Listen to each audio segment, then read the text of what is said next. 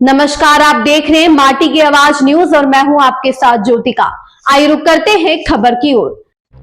पूर्व कैबिनेट मंत्री और भाजपा नेता स्मृति ईरानी ने कहा, राजद के बिहार में महिलाओं के बैंक खातों में 10,000 रुपए हस्तांतरण पर रोक लगाने के लिए चुनाव आयोग से अपने अनुरोध के बारे में कोई स्पष्ट बयान जारी नहीं किया है। मैं बिहार के लोगों को आश्वस्त करना चाहती हूं कि एनडीए सरकार बनाएगी और केंद्र सरकार द्वारा लाभ उनके बैंक खातों में स्थानांतरित किए जाएंगे। बिहार में 6 करोड़ लोगों के पास बैंक खाते क्यों नहीं थे? कांग्रेस सरकार को इसका जवाब देना चाहिए। 75 लाख किसानों को पीएम किसान योजना का लाभ क्यों नहीं मिला? उन्हें जवाबदेह ठहराया जाना चाहिए। आजीविका कार्यक्रम के तहत 11 लाख लाभार्थियों को बिहार में एनडीए की सरकार बनने के बाद ही जोड़ा गया। पहले वंचितों के लिए मुफ्त राशन का कोई प्रावधान नहीं था। उन्हें पहले इसका जवाब देना चाहिए, क्योंकि वे इन सवालों का जवाब नहीं दे सकते हैं। वे हमारे खिलाफ गंदी और अपमानजनक राजनीति का सहारा ले रहे हैं। कार्यकाल में उनकी पहली बार इतनी सुबह सुबह मेरी प्रेस कॉन्फ्रेंस अनाउंस होने के बाद आरजेडी की ओर से एक बयान आया है, लेकिन ये बयान नहीं आया, ये स्पष्टीकरण नहीं आया कि क्यों आरजेडी ने चुनाव आयोग को लिखकर ये निवेदन किया कि मुख्यमंत्री जी की रोजगार योजना के अंतर्गत बिहार की जो 1 करोड़ 30 लाख महिलाओं को 10,000 रुपए मिले हैं उसको रोक दिया जाए। तो ये डबल टंग में क्यों आरजेडी बात कर रही है?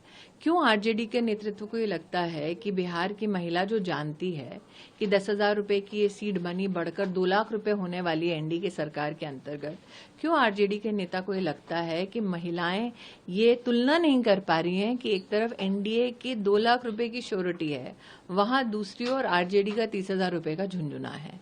मैं पुनः एक कार्यकर्ता होने के नाते आपको आश्वस्त करती हूं कि 14 तारीख को भाजपा नेत एनडीए की सरकार बनेगी और 2 लाख रुपए की राशि ट्रांसफर करने का जो स्वप्न है उसको साकार मोदी सरकार ही केंद्र के माध्यम से सुनिश्चित करवाएगी। लालू यादव लगातार दावे कर रहे हैं कि ये 14 नवंबर के बाद सरकार बदल जाएगी और महागठबंधन की सरकार बनेगी। दावे हैं, दावों का क्या?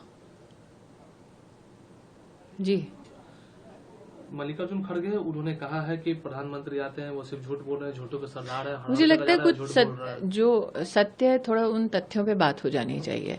बिहार में 6 करोड़ लोगों के पास बैंक का खाता क्यों नहीं था, इसका जवाब कांग्रेस दे दे।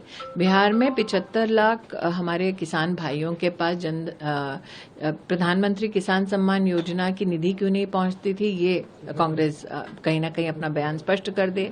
बिहार में जीविका कार्यक्रम में 11 लाख समूह सिर्फ तभी क्यों संभव हुए जब एनडीए की सरकार बनी, ये इस पर स्पष्टीकरण, इसके ऊपर चर्चा कर लें। बिहार में हर गरीब तबके के परिवार को क्यों मुफ्त राशन नहीं मिलता था, ये कांग्रेस स्पष्टीकरण दे दे। बिहार में हर गरीब के लिए घर क्यों नहीं बनता था, हर गरीब परिवार में महिला के सम्मान में शौचालय क्यों नहीं बनता था।